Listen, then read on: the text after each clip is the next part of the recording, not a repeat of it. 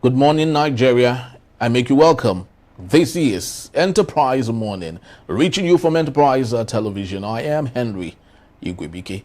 We kick off today with our newspapers, and right after that will be our main conversation also for today. Do well to be part of what we do. Have a say in what we say. You can always reach us when you visit us at enterprisetvnews.com. You may equally like, comment, and follow us on all our social media platforms at Enterprise TV7. Very so honored to have with us right here in our studios and headquarters from Lagos State, Nigeria. Emeka Madunago, journalist, public affairs analyst, to see through what we have from our newspapers and possibly crisscrossing to our main conversation for today. Good morning, Emeka, and welcome. My pleasure. Thank you so very much for your time as always. So let's start today with the Daily Trust newspaper. Big story, ladies and gentlemen. Fubara returns hobbled. And below that particular story, many IPOP terrorists killed in Imo. And that's coming from police.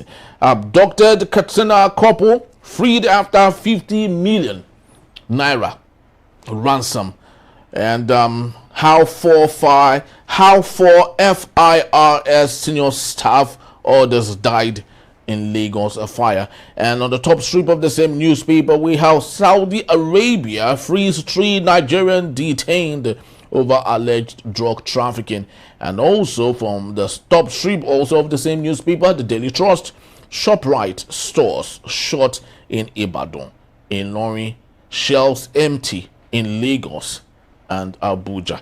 Emeka, let's start with the ShopRite thing. And it used to be a beehive of activity back in the days for so many Nigerians, especially in Lagos and other parts of the country.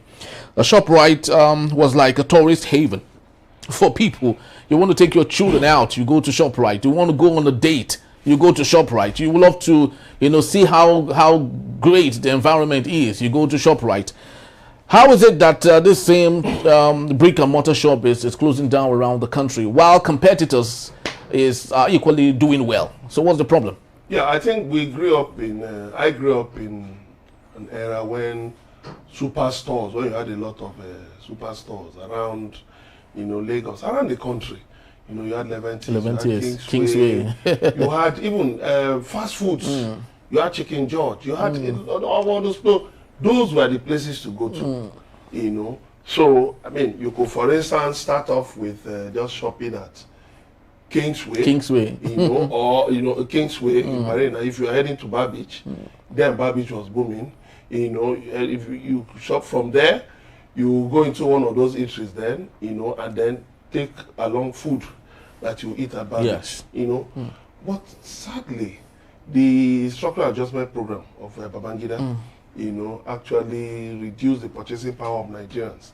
A lot of Nigerian professionals fled the country. So those superstores, of course, they depend on, heavy volume of turnover of sales, so they went down.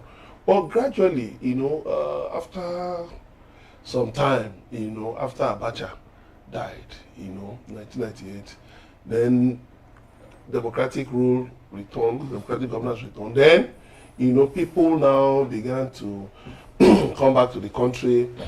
Foreigners too, Lebanese, Indians, and all that, who operated some of those stores. If you remember the Chelaram stores in the 70s, yes.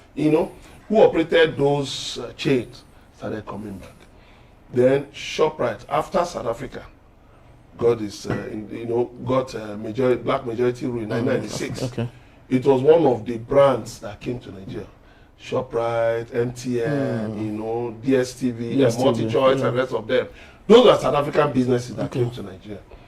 But somehow, it's like the owners of the ShopRite brand, began to have a rethink about their it was a global chain. Okay. So understand they closed their chains. They closed their shops in places around the world and sold them. So, but it appears the guys who bought over the chain in Nigeria, maybe they've not, due to exchange rate, fluctuating exchange rate, and maybe poor capitalization, because these are the things that usually ruin businesses in Nigeria. People go into a business without proper valuation, without proper risk assessment. So this has us, this time they joined some other companies, the Promasidors, the Procter and Gamble's, and all of them that ran away from Nigeria, because of foreign exchange issues and all of that. So which could be tied synonymous to, but this time, Tinubu structural adjustment program. Well, Tinubu is not running a structural yes, of course. Tinubu is with the scaling, according to everything, his MTEF, the 2025 to 2027, I think on page 50 or 52, it says that they are running a program taken from IMF's financial management program, but it's not a structural adjustment program. So the point is this: the Nigerian economy is a very challenging one. It's a very challenging one, and for you to be an entrepreneur in Nigeria today, you must apply a lot of skills, in management, in handling the business, foreign exchange fluctuations, purchasing power is low. Then supplies, because that was one of the problems they had. I mean, ShopRite then, of course, in procurement, you can give a window of 30 days. When the suppliers, when they provide supplies, then you give them a check for 30 days. But it must not bounce, because that is why they take overdraft. They take overdraft from a bank and they present the check to the bank, or, I mean, the LPO, a local purchase order. They could just say, okay, look at ShopRite has given us this LPO, supply this, within 30 days. So the bank can advance them an overdraft. But where you consistently default in paying your suppliers, is going to affect. It's going to be a back chain affecting a lot of things. It will affect the banks. The suppliers will start running around, maybe selling their houses, selling their property, selling their cars, so that they can meet up with bank payments. Because honestly, I don't know if you have ever been harassed by a bank in Nigeria. I have. I've been harassed by banks when I owed money, and it was not a tea party. It's not you can't sleep. You can't sleep. You are just making calls, calling friends. Look, okay, even if it's 10,000, give me. Even if it's 50,000, give me. If you have 100,000, give me. Somebody might say, okay, you can even pledge your furniture in your house. Okay, come and carry. We don't mind. We'll be sitting on the floor. So little wonder. So what's the name now? So Jimoto was literally crying on national television. It's not actually not easy owing anyone. Why people keep getting into the same problems? Personally, as a businessman, I avoid government contracts. But it's a must do. It's juicy. Yes, it's juicy. You see, government contract, you have a markup of 35%. Look, you see, with government contract, you can, from penury, become a billionaire. I'm being frank with you, without putting a cover of your own. The only currency you spend is just goodwill and a nice handshake from nothing. Because if you have the goodwill, you get the contract. You have the goodwill, go to the bank, you get those who will, will stand for you. Yes, I know this person. Please advance him this loan. Let him do this thing. They will give you the goodwill. You can get supplies on credit. Do the business very well. And then pray that administration pays you. That it doesn't go into another administration and say we don't know anything about that contract. But if they pay you, you can even be lucky. Some administrations can give you 80%. Like during the military era, that's what they call the mobilization fee. 80% of the contract cost. So imagine when you are giving 80% of contract cost. What are you talking about? That's why you see people were having nice time. You have a nice time now because you know the cost of the contract. Yeah, because everything, 80% even covers for everything. Factoring in corruption too. The kickbacks. At the end of the day, you will do your project. But now, money is not like that. Banks are not advancing loans as easily as before. Because a lot of them have bad debts that they can't even recover. A lot of them, a lot of them have issues with loans, So that of Sujimoto, I don't know why he went into that thing, that kind of problem. I think maybe he didn't get his fundamentals right. That's why he ran into that problem. Because some of those smart schools, the contracts were given to some other people. So when some people tried to make it a tribal issue, they told them, no, don't go that way. you know, because there are people got this smart school project contracts from different, you know, people from different places got, so don't go into that. So the interesting thing is that, you know, that of ShopRite is unfortunate. The new buyers have not been able to, you know, maintain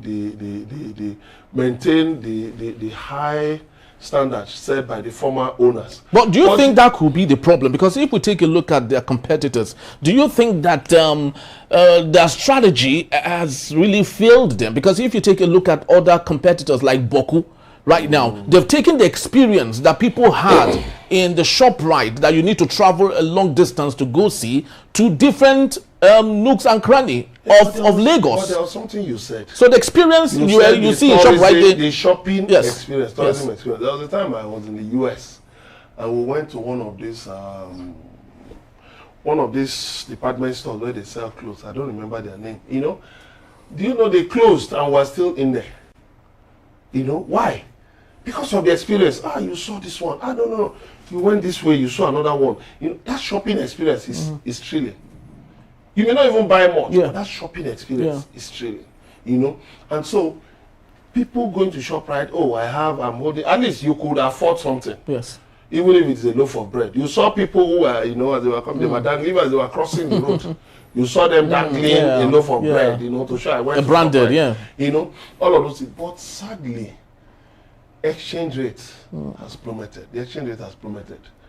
Then, you know, under the former administration of Buhari, exchange rate was 750, 366 under Jonathan.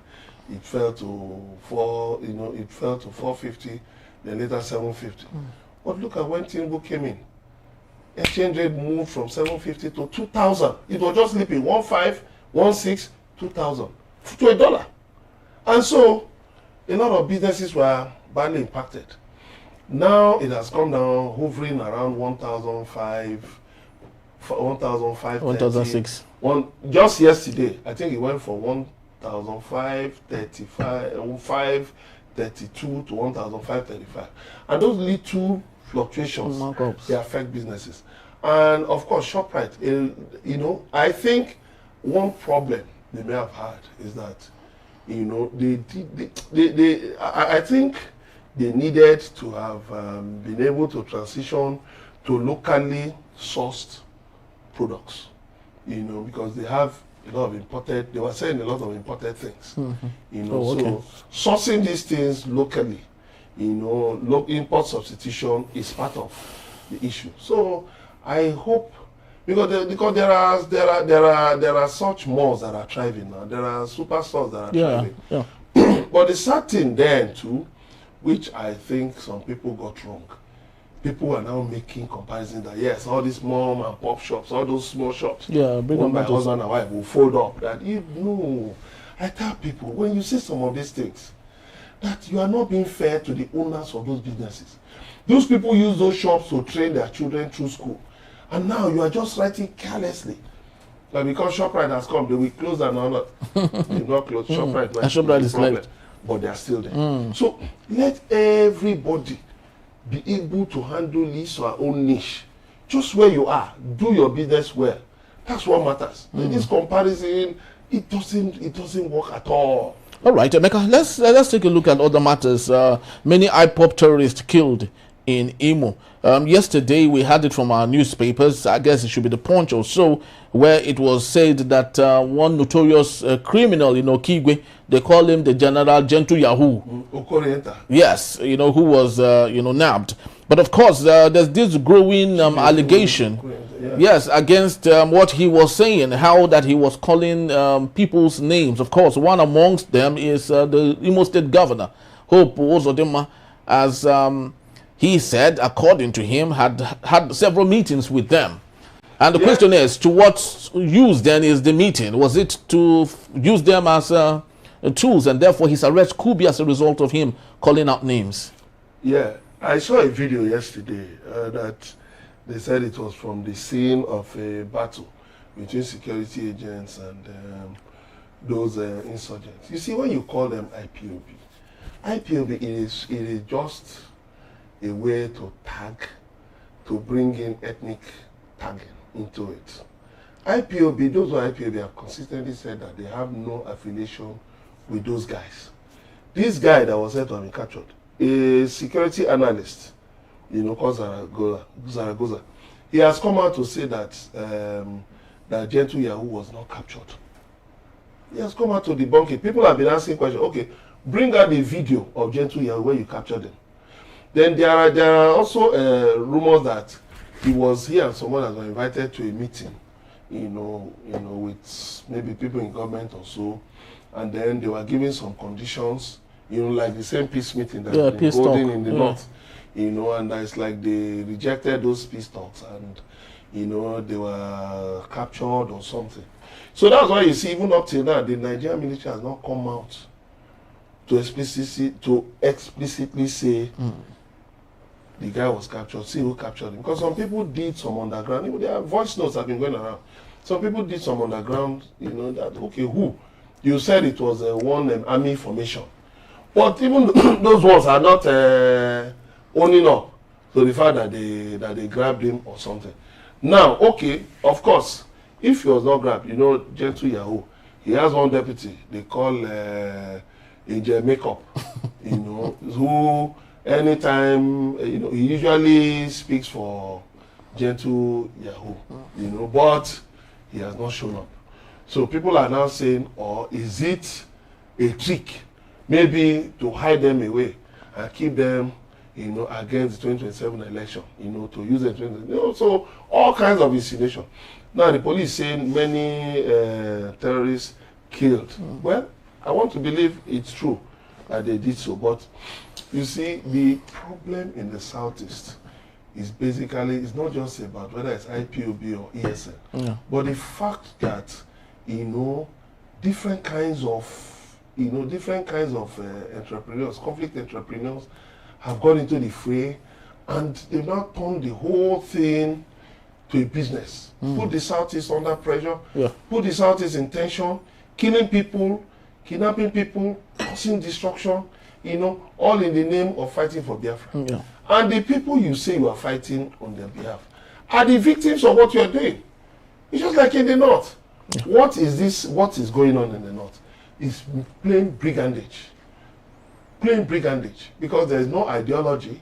They've kidnapped, they've kidnapped people, who are praying, kidnap people from mosques. Mosques. So it has nothing to do with religion. Religion. So all this is just plain terrorism, brigandage. And definitely, even though the government has been trying to use carrot and stick, but I think the government needs to rethink its strategy to find a way to, rescue the country from the grip, because there are all kinds of sundry criminals. Okay, look at in Benue State. Those law school students, they were going to law school in Taraba, and then they were kidnapped. Now they were said to have been kidnapped by, a group of, criminals, who do that just to make money. They don't kill their victims, and they are alleged to be from an ethnic group in Benue State that has been said to be one of the victims of land grabbing, of killings of farmers and all that. So when victims now become oppressors, then there is a problem. So I think basically we are still waiting to see, confirmation of, all these things that the police said have happened in the last few days in the Southeast. We want peace. We want tranquility in the Southeast. People want to bring in investments. However, people say they want to come and invest in the Southeast. President Bola Tinubu has set up a Southeast Development Commission, set up a board, and the chaps in charge of that SEDC say they are actually interested in attracting investments, but you cannot draw investors to a place that is insecure, where people think nothing of killing, kidnapping, destruction. That is not the kind of environment where business thrives. But sincerely speaking, we need peace. We need peace. In the Southeast, we need tranquility. We need a secure environment. Of course, this boils down to those in leadership, because if we take a look at the 5 southeastern states of the country, maybe apart from Enugu and Abia State, and maybe Ebonyi also, Imo and Anambra has been the worst hit when it comes to insecurity. And lots of people have labeled that to the deficit of leadership in the form of those in charge, I mean the governors now, that have not in any way shown any sign of desire to end some of these things, especially with their rhetorics and with their actions and inactions and so many other issues there. But let's take a look at the Punch newspaper for a bit. We have federal government, states, local government shared 2.2 trillion naira for August revenue, and we also equally have other interesting stories. Finally, cash transfer. Federal government pays 330 billion naira to 8.1 million households. I wonder who those that have collected this money, Emeka. I do not know. At the same time, can you believe that the federal government would give out 330 billion naira to 8.1 million so-called households, and federal government equally voted 300 billion to power teaching hospitals and universities? Isn't that dilution of priorities? Well, the thing is this, for me, that those cash transfers were an IMF prescription. Because giving people money just to take care of everyday needs, to me, is not going to help them in any way. If you give them money to put into business, money that will turn over, they'll be able to feed. You know, it's sustainable. But where you give out money on ad hoc basis just for basic needs, particularly food, you're not helping them. Because if you feed them today, how are they going to eat tomorrow? And it might even spark inflation further. It is. That's part of the thing. That when you go to the market and mop up bags of rice, the price will go up. You see, the inflation in Nigeria is man-made. All these government empowerment, we've told them, stop all these empowerment programs. You say you import rice, you give people rice. You are causing distortions in the economy. What we want is this. Take the rice to the markets. When you flood the rice, the markets with rice, the price will go down. But the issue is this, the local farmers of rice, why are you not patronizing them? What is the problem? That we cannot source rice locally, that we have to import. Importation should just be to augment. But we can't produce as much as why? The volume. Who says? I'm a farmer, why not?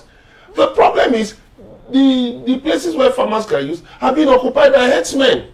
There's insecurity. People go to farm, they are kidnapped. So how will they go to farm?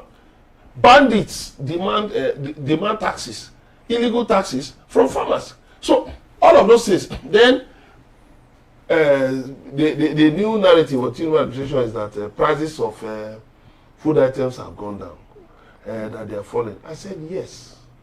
Then you heard Tinubu the other day say that the Federal Executive Council should set up a committee to crash food prices. No. You see all this fire brigade approach, all this jackboot tendency, it will not work. What you need to do is this. Support the farming sector with necessary tools. You said you would distribute tractors, 1.2 million tractors across the country. Where are the tractors? Who has seen any of the tractors? Then, in terms of seeds, what exactly are you out for? Are you trying to build seed banks in Nigeria, or are you depending on Bill Gates for GMO seeds? You should have a coherent policy. Not anybody who promises something, you jump to that place. You know. Then, 3, right now, people, the other day, a friend of mine was telling me that his farm where he cultivated cassava, that they brought a woman who wanted to buy the entire harvest of a crop, and she was pricing it at 30,000 naira. Something that, as of last year, they sold for 80,000. That come down to 30,000 naira. The part of the problem is purchasing power has gone down. Purchasing power has gone down. So, you now say food prices are crashing, but why are Nigerians not buying? Why do you still have hunger? You take, let's say, you take a truckload of foodstuff from Kano. Before you get to Lagos, you pay bribes of Yes, 700,000. Yes. On the way. You pay to police. They call it food something, food whatever it is. That one is local governments. But why should local government even collect? Why should they even collect? That's the problem. They will block the road. Then you have police. You have the military. You have all kinds of task forces. By the time the food gets to the intended destination, you are adding more money to the whole thing. So why would things not be expensive? But what I say is this: state governments in the south should try greenhouse farming. Farming 12 months all year round farming, so that through it they can sustain food supply to their markets. But this idea of giving people cash transfer and all that, for me, take that money, give it to 330 billion, give it to SMEs, give it to all these women engaged in petty trade. Give it to SMEs, people manufacturing things, doing business. Give the money to them. Then you can take part of the money and put it into health insurance. Because like they say, health is wealth. If people can go to the hospital and they don't have to pay out of pocket, they have a card. You see many state governments now, they have health insurance, 10,000, 12,000 in a year. So if you use the cash transfer, instead of giving people, you say, okay, this is it. The one for January, we are going to put it into health insurance. All right, take a card. When you get to the hospital, you don't have to pay for consultation, even the drugs. You will find out that if you even have a fund, let's say a drug revolving fund that you invest in, let's say you invest in, maybe you even take it to the stock exchange, let people put money into it. You will see that pharmacies will even, drug manufacturers, manufacturers of medications, pharmaceutical industries, they will also be able to get support from it, get funding support from it, and then produce drugs locally.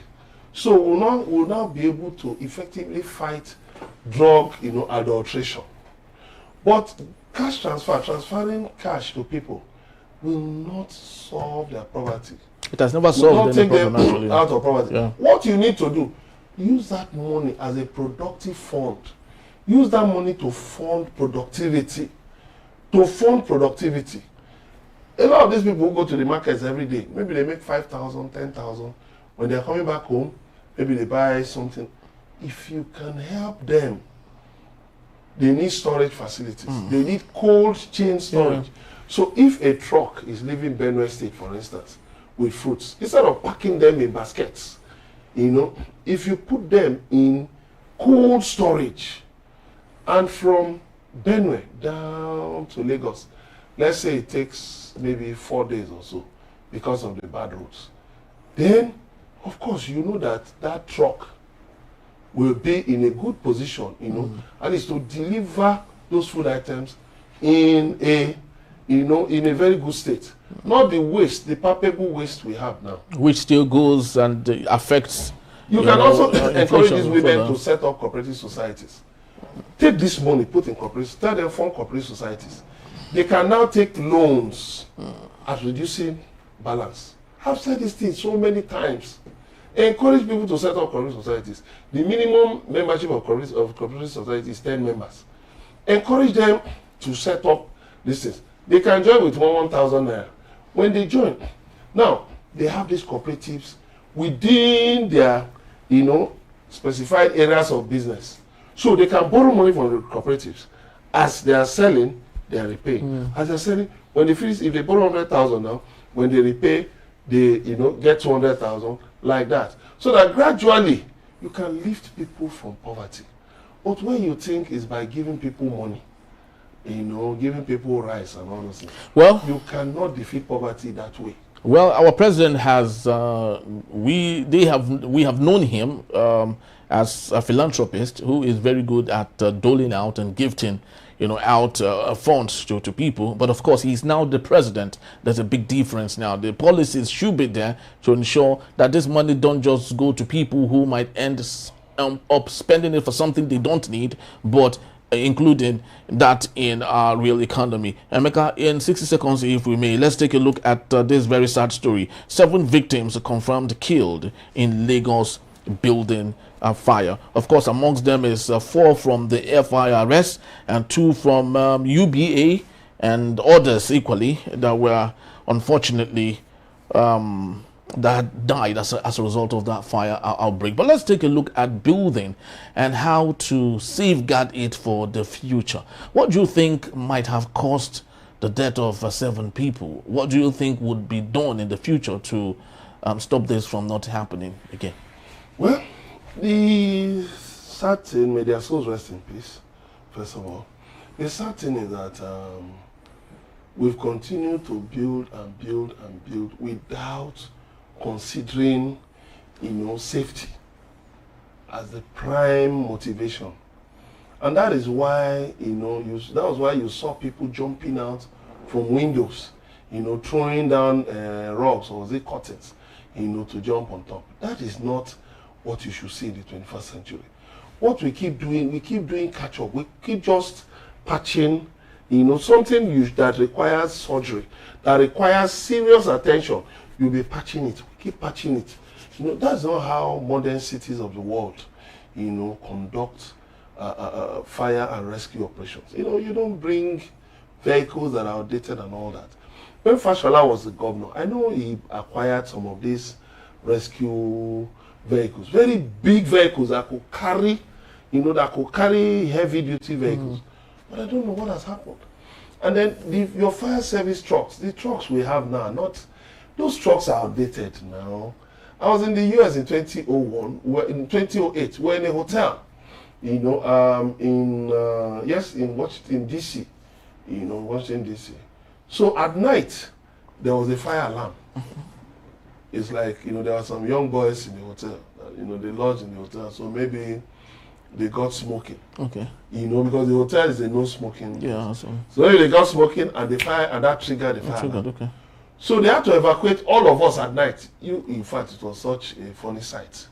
Women in their nightgown, different. Oh my, it was a terrible sight. I think the 4-story building also. A big hotel, there's like a quadrangle in the middle where they serve people, where people have breakfast and all of that. It's, so that was around 2 a.m. All of us had to rush down. Now, when we got out to the streets, oh my, you needed to see the beauty of the American fire service. See trucks, large trucks with cranes that could go as far as the tallest buildings.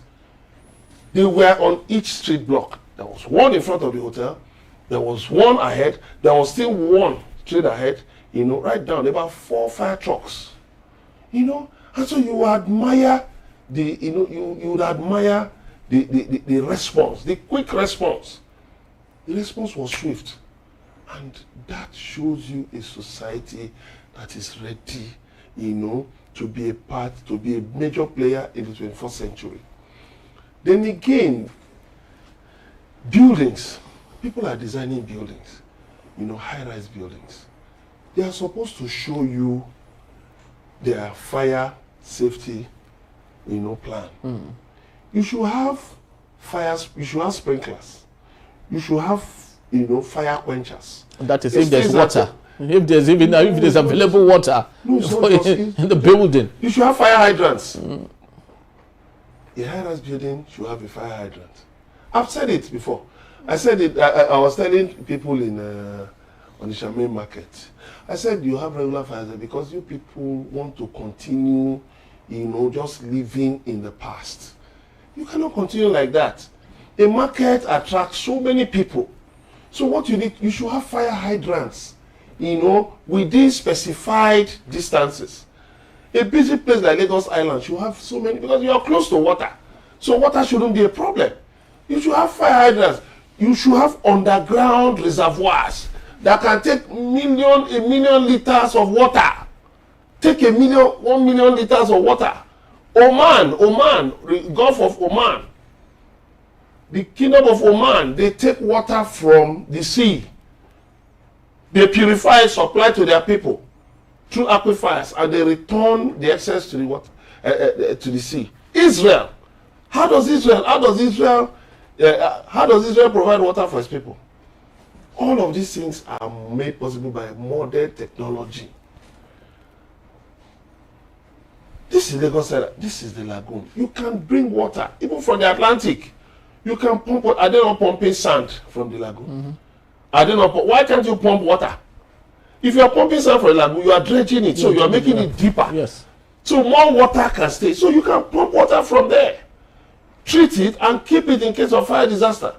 So it will be easy for you to deploy, rescue at any time.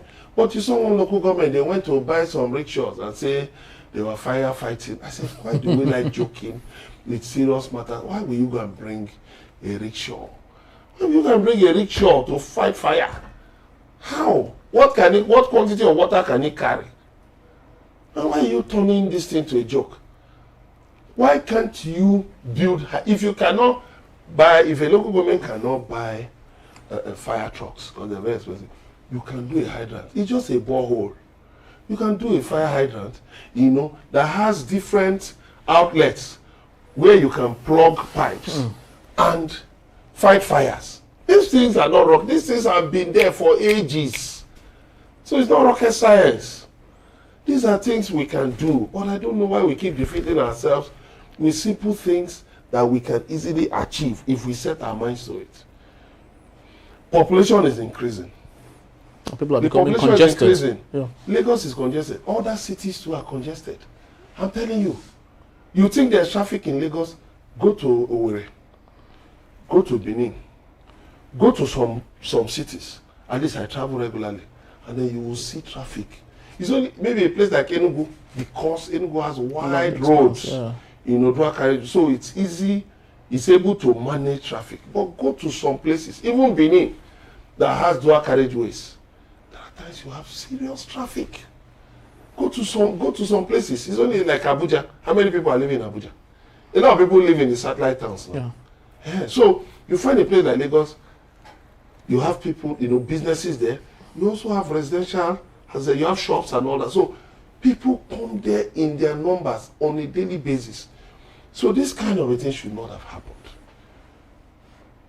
So going forward, I think the fire service should be empowered to inspect high-rise buildings and make sure that they keep in line with fire safety regulations. It should not be a man no man thing. The kind of thing you saw at the airport. People misbehaving at the airport and you allow them to go because they are connected to something. You see, we make the world laugh at us. We turn ourselves to a laughing stock. Because we are not serious with serious issues, simple issues. We are not serious with them. Very, very true. This is not just about installing monster points like we usually see. Buildings will be erected and safety measures will not be taken. The only thing you might see in some of these high-rise buildings is having them install monster points somewhere and say, hey, in case if anything happens, everybody should gather there, and that is the end. And that is what we see. And the dividends is what we experience today. A sad one, truly it is. And we mourn for the souls and those that have lost their lives, and equally pray that God will of course, find a wonderful place for them. We'll be coming back. Emeka will still be here to take us on our main conversation. That is when we return. Tinubu ends a Rivers crisis, reinstate a democratic structure in the state. In the bit, it's still Enterprise Morning. Please don't go anywhere.